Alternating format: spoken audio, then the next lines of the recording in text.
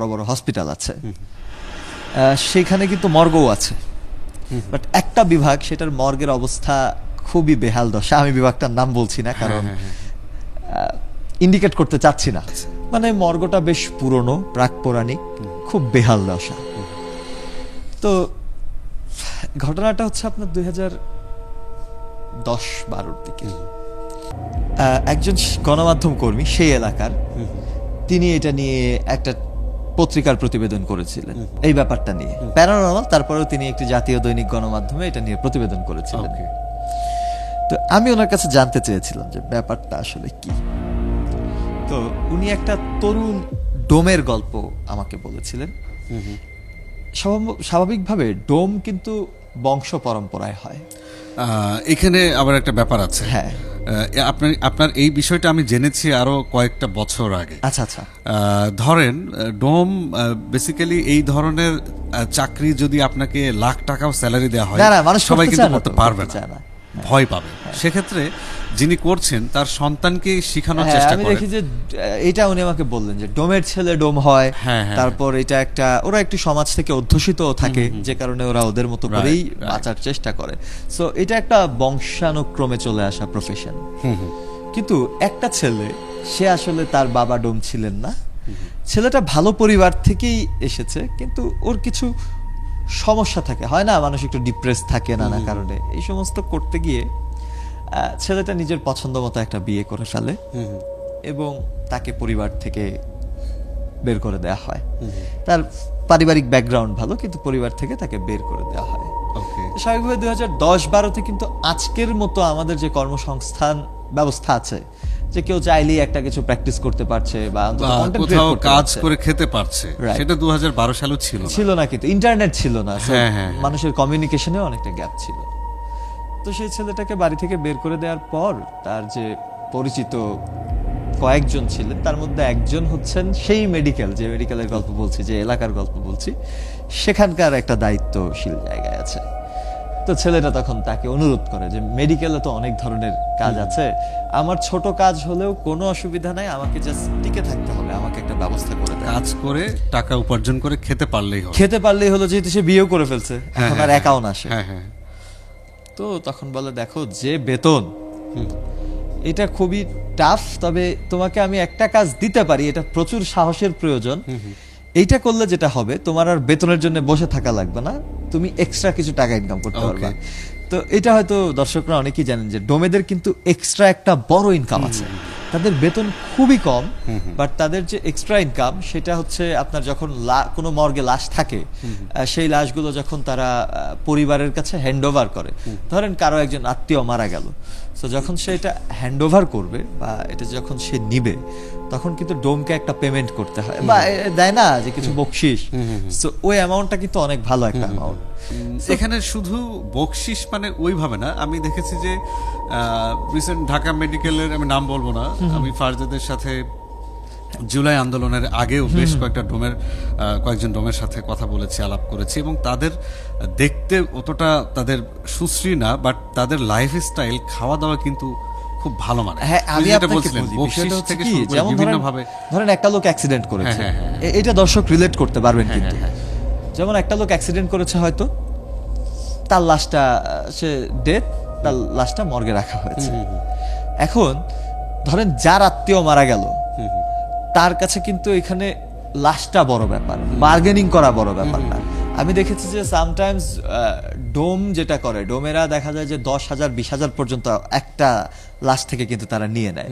So আপনি যদি মাসে একটা বিভাগীয় মেডিকেল কলেজে কিন্তু 20, 25, 30 জন দৈনিক মারা যাচ্ছে, তো সেই লাশগুলো যদি আপনি চিন্তা করেন, একটা ডোমের প্রায় 50 থেকে 60,000-এর মতো এখনকার সময়, মানে যেটা আসলে এক একটা লাশের উপর আসলে ভেরি করে বিষয়টা।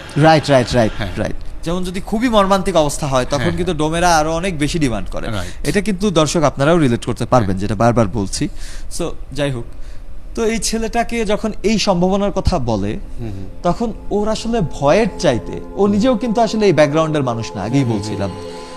তো যদিও প্রফেশনটা অনেক বেশি ভয়ের, কিন্তু আপাতত সে দেখলো যে তার যে পরিমাণ টাকার প্রয়োজন, তাতে ভয়টাকে প্রায়োরিটি দেওয়া যাচ্ছে না।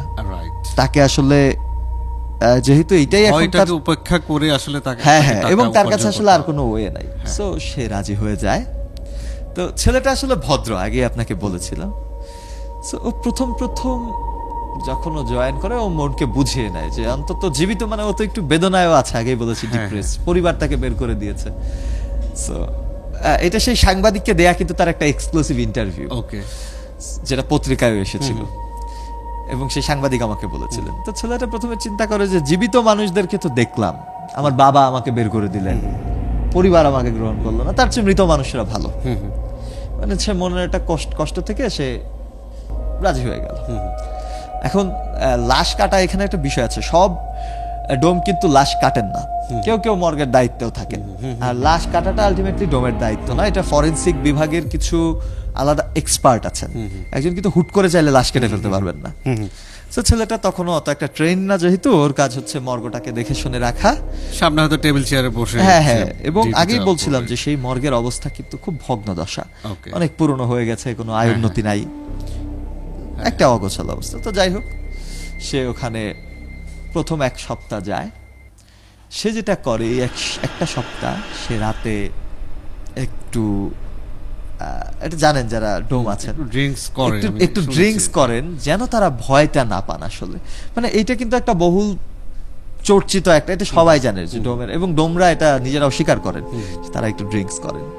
তো ছেলেটা বলেছে যে ভদ্র, সে আগে ওটার সাথে পরিচিত ছিল না, কিন্তু সে কিছুদিন যাবত একটু একটু ড্রিঙ্কস করে টিকে থাকার জন্য। এবং মর্গের পাশেই ছোট্ট, পাশে বলতে কি মর্গের একই ভবন, সেই ভবনের এক পাশটায় অনেকগুলো লাশ, অর্থাৎ মর্গের ফরেনসিক ডিপার্টমেন্ট, আরেকটা পাশে তার ছোট একটা বিশ্রামাগার বলা যায়, ওখানে একটা ছোট খাটের মতো আছে, খাটিয়ার মতো, ওখানে সে ঘুমাতো আর কি রাতে। তো 1 সপ্তাহ যাওয়ার পর 1 সপ্তাহ সে মোটামুটি সাস্টেইন করে, সে টুকটাক শব্দ পেত, বুঝেনি তো দিন শেষে সে লাশের সাথে আছে, তো ভয় পেলেও সে ওগুলাকে স্কিপ করত। মানে উনি আসলে ভয় পাচ্ছে বাট ভয়টাকে গ্রহণ করছে না, বিষয়টা এরকম। জয়েন করার 1 সপ্তাহ পর যেটা হলো, একটা লাশ আসলো মর্গে। সো সে যেহেতু ওখানকার দায়িত্বে আছে, লাশগুলোকে গুছিয়ে মর্গে রাখাটা তার দায়িত্ব। ওই লাশটা ছিল আপনার একটা যুবতী মহিলার, যুবতী বলতে তার বয়স 27 থেকে 30-এর মধ্যে, ইয়াং, ভেরি ইয়াং। ওকে, সো মেয়েটা কিছুদিন আগে বিয়ে হয়েছে, তার স্বামীর সাথে কিছুদিন বলতে বেশ কয়েক বছর হয়েছে। তো তার স্বামীর সাথে কিছু পারিবারিক কলহ নিয়ে সম্ভবত হাজবেন্ড কিছু মারধর করেছিল, সে সুইসাইড করে ফেলেছে। তো সে তাকে হসপিটালে আনে, ডক্টর মৃত ঘোষণা করে। কিন্তু হসপিটালে আনা এবং ডক্টর মৃত ঘোষণা করার মধ্যে তার মৃত্যুর সময়ের সাথে 5 ঘন্টার একটা মানে ব্যবধান কিন্তু হয়ে গেছে আর কি।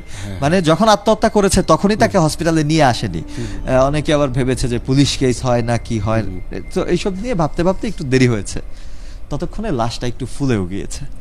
আপনি জানেন যে সুইসাইডাল যে ডেড বডিগুলো থাকে সেগুলো সময় মতো যদি সৎকার করা না হয়, সেটা কিন্তু একটা পরিবর্তন হয়, ঘেমে যেতে পারে বেশি। আর যেহেতু সে ফাঁস নিয়েছিল, তার জিভটা অনেকটা বের হয়ে আসছে। সো ওর কেন যেন এই লাশটাকে একটু ভয় লাগে। এই 1 সপ্তাহের মধ্যে প্রথম একটা লাশ যেটা দেখে সেই ডোমটা আসলে একটু ইতস্তত হয় এবং তার একটু ভয় ভয় লাগতে থাকে। সো যাই হোক, লাশটাকে সে বিকালের মধ্যে প্রসেস করে মর্গে রাখে। আস্তে আস্তে সন্ধ্যা নেমে আসে। তো আগেই বলেছি যে সে পাশে একটা রুম ছিল, ওখানে বিশ্রাম করে। তো সন্ধ্যা 7টা-8টা যখন বাজে, আপনি জানেন যে মর্গের পাশটায় কিন্তু মেডিকেল একটা খুবই সরগরম জায়গা, যেখানে সারা দিন রাত মানুষ থাকে, বাট মর্গের পাশটা কিন্তু একটু নির্জন থাকে, মানুষ ওদিকে কম। আমি অনেক মর্গ দেখেছি, ম্যাক্সিমাম এইরকম। আচ্ছা, আপনি এটা ভালো রিলেট করতে পারবেন। তো মানে অন্য ডিপার্টমেন্ট গুলো থেকে আলাদা, এবং মর্গ কিন্তু হসপিটালের ডিপার্টমেন্টের সাথে ইনক্লুডেড না, এটা দেখা যায় যে বাইরের একটা ভবন থাকে হয়তো। সো ইভেন ময়মনসিংহ মেডিকেলের কথাও যদি আমরা বলি, ঢাকা মেডিকেলের কথাও যদি বলি, মেডিকেল থেকে মর্গ অনেকটা একটু আলাদা। সো যাই হোক, সো সেই লাশটা দেখে ওর মধ্যে একটু ভয় কিন্তু কাজ করছিল। সন্ধ্যা নামার পর সে মর্গের একটা লাইট, সে মানে ভাবলো যে একটা লাইট একটু অনেকক্ষণ জ্বলছে, তো আচ্ছা কেউ যেহেতু নেই, মানে লাইটটা জ্বলতে থাকলে যেটা হয় তার আসলে মনোযোগটা না চাইতেও মর্গের দিকে চলে যায়, যেহেতু এখান থেকে আলো আসছে, এটা তার একটু বিশ্রাম নিতে অসুবিধা হয়। তো ও লাইটটা বন্ধ করে দেয়, মর্গটা অন্ধকার করে দেয় প্রথমে, করে দরজাটা আটকায়। লাশ দরজা আটকায় দিলে তো আর কিছু চুরি হওয়ার ভয় নাই। সো দরজাটা আটকে ওর যে বিশ্রামের জায়গাটা আছে সে ওখানে গিয়ে একটু রেস্টে যায় আর কি, যে একটু রেস্ট নেই আমি। রেস্ট করে প্রায় ঘন্টা খানেকের মতো আর কি। সে মানে তার স্টেটমেন্ট অনুযায়ী সে ঘন্টা খানেকের পরে হঠাৎ একটা তীব্র আলোতে তার ঘুমটা ভেঙে যায়। আলোটা আসছে মর্গ থেকে। তার কিন্তু মনে আছে যে এই আলোটা যেন না আসে, এই জন্য কিন্তু সে মর্গের আলো অফ করে দিয়েছিল। কিন্তু মর্গের রুম থেকে তার ঘরে ভেন্টিলেশন যেটা আছে একটু আলো আসছে, একটা ছোট সাউন্ড হচ্ছে, খুব নয়েজি, কেউ কথা বলছে তাই।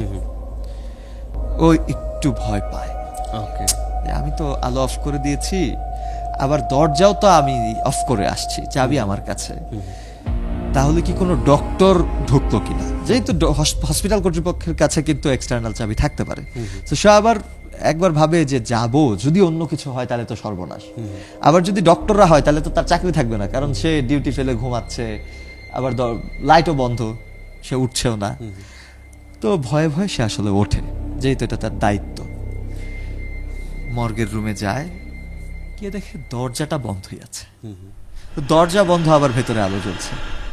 এইবার সে একটু কনফিউজড হয় যে এইটা তো স্বাভাবিক না। আবার ভেতরে একটা গুনগুন আওয়াজও হচ্ছে। ও তালা দিয়ে, মানে তালাটা খোলে চাবিটা খুলে ও প্রথমে মানে আলো রুম থেকে আসছে, কিন্তু বুঝতে পারছিল না যে একটা আলো সে দেখতে পাচ্ছে, কিন্তু আলোটার উৎস সে খুঁজে পাচ্ছে না। দেখছে যে লাইট তো বন্ধই আছে, কিন্তু আলোটা কোথায়। তো একটু বলে রাখা ভালো, রুমটা একটু এল সিস্টেম ছিল। তো স্বাভাবিকভাবে জানেন যে এল সিস্টেম হলে যেটা হয়, ভেতরের দিকে আরেকটা অংশ থাকে, মানে সোজা তো থাকে একটা রুম, সো তার মনে হলো যে এল সিস্টেম যে জায়গাটা আছে সেখান থেকে হয়তো আলোটা আসছে। তো একটু হালকা করে হেঁটে হেঁটে একটু ভেতর দিকে যায়, গিয়েও যেটা দেখে ও সবচেয়ে বেশি, মানে এইটা আসলে আমি নিজেও না, এই জিনিসটা আমি নিজেকে চিন্তা করি যে যদি ওই জায়গায় আমি হতাম আমি কি হতো, আমি তো মরে যেতাম, ভয়ে মরে যেতাম সিরিয়াসলি। ওখানে কি দেখা গেল শেষ পর্যন্ত? যে লাশটা আসলে সে প্রসেস করে রেখে গিয়েছিল, যে লাশটা দেখে আসলে সে ভয় পেয়েছিল, আপনাকে বলছিলাম সুইসাইডাল কেসের যে লাশটা, ওই মেয়েটা সাদা কাপড় পরা, মানে যেরকম লাশটা ছিল এরকমই। ওই যে এল সিস্টেম যে কোণাটা ছিল, ওখানে একটা জানালাও ছিল, ও ওখানে দাঁড়িয়ে আছে, ওর থেকে আলোটা আসছে, কোনো লাইটের আলো না, কিন্তু ওর শরীর থেকে আলোটা আসছে, ও এখানে দাঁড়িয়ে আছে। তো ও তো দেখে, মানে বলছিলাম যে ও ড্রিঙ্কস করে একটু, ও প্রথমে ভাবলো যে ও ভুল দেখছে, ও এটা বিশ্বাস করতে চাইলো যে ও ভুল দেখছে, এটা হওয়ার কোনো চান্স নাই, ও এটা বিশ্বাস করতে চাচ্ছে না, কিন্তু আলটিমেটলি ও এটা স্কিপও করতে পারছে না। ওর দিকেও মেয়েটা তাকালো, মানে আই টু আই। তো ও দ্রুত পেছন দিকে ফিরে ও যখন আসতে চাইবে, ও ওখানে যে খাটিয়াগুলো থাকে, মানে লাশ রাখার যে কেবিন গুলো থাকে, ও একটাতে মানে ধাক্কা লাগে, ও পড়ে যায়, ও একটু ব্যথাও পায়, কিন্তু ও দ্রুত উঠে ছুটতে শুরু করে। ঠিক যখন বের হয়ে যাবে মর্গের রুম থেকে, ও দেখে যে মেয়েটা আসছে ওর পেছন পেছন। পরে ও বের হয়ে, মানে কত দূর যে ছুটেছে ও বলতে পারবে না, ও শুধু ও মানে ওইটুকু সে সাংবাদিককে বলতে পেরেছিল যে মর্গের যে মেইন গেট, সেখান থেকে দৌড়ে যেতে ওর 2-3 মিনিট লেগেছিল, কিন্তু ওর কাছে মনে হচ্ছিল যে কয়েক বছরের রাস্তা। তো ও ওখানে এসে ও শুধু একটা চিৎকার দিয়ে ও জ্ঞান হারায়। তারপর মেডিকেলের সামনে তো অনেক মানুষজন আছে, তাকে সেখান থেকে তোলা হয় এবং হসপিটালে নিয়ে ডক্টররা একটু চেক টেক করে।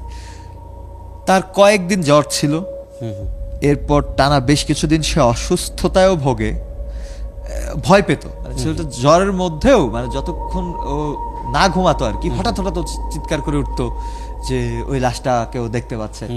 সো এরপরও স্বাভাবিক হতে 1 থেকে 1.5 মাস সময় লেগেছিল। এবং এরকম একটা সিচুয়েশনের পরে তার বাবা, আমি বলেছিলাম যে তার বাবা রাগ করে তাকে বাড়ি থেকে বের করে দিয়েছে, কিন্তু এই সিচুয়েশনটা যখন হয় তখন বাবা বুঝতেই তো পারছেন বাবারও মন, সো তাকে আবার তার ওয়াইফ সহ তাকে আবার একসেপ্ট করে নেয় পরিবার। সো বাট এই যে এরপর আর কি আমি বলি, এরপর সে আপনার তার বাবা মার কাছেই ফিরে যায়, এই চাকরিটা আর তার করতে হয়নি। এবং লাস্টটা যে, তো ওই ঘটনা তো সে আসলে তৎকালীন আর বলতে পারে নাই, যেহেতু সে তখন অসুস্থ ছিল। তো সুস্থ হওয়ার পর সে ওই লাশটা সম্পর্কে বলে। সো তখন ওই মর্গের দায়িত্বে আরো যারা ছিলেন আর কি, আরো যারা বলতে যে ডক্টররা ছিলেন, তো ওরা বলে যে না, লাশ তো লাশের মতো যেরকম রাখা হয়েছিল ওরকমই একটা ইয়েতে ছিল, মানে প্যাকেট করাই ছিল, এটা তার পরিবার এসে ইয়ে করে তাকে দাফন করে দিয়েছে। তবে হ্যাঁ, লাশটার অবস্থা আসলে বাজেই ছিল। হ্যাঁ, আপনার সুইসাইডাল অ্যাটেম্পটা যখন, মানে সে যখন আত্মহত্যা করে এর অনেকক্ষণ তো হয়ে যায়, তো লাশটার অবস্থা আসলে খুব বাজে হয়ে গিয়েছিল। বাট আলটিমেটলি পরিবার তাকে নিয়ে দাফন করে দেয়। আমার আগ্রহ হচ্ছে এই লাশটা যখন উনি ভয় পেয়েছিল, যখন লাশটা দাঁড়িয়েছিল ওই যে এল প্যাটার্নের জানালার কাছে, এইটা আমার কাছে আসলে খুবই রহস্যময়। এবং আমার সম্পর্কের একজন, আমি আসলে নাম বলতে চাচ্ছি না, উনি সুসাইড করতে গিয়েছিলেন একবার, কিন্তু কোনো কারণে আর করা হয়নি। আচ্ছা আচ্ছা।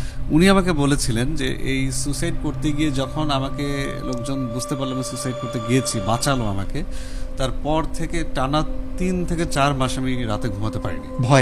ভয়ে শুধু না, মানে ওকে নাকি কারা যেন রাতে অন্ধকারে ওকে গ্রাস করতে, ডাকাডাকি করতো, মানে সুইসাইড করতে ইন্সপায়ার করতো। এটা কিন্তু আমি শুনেছি এই ধরনের ঘটনা আরো।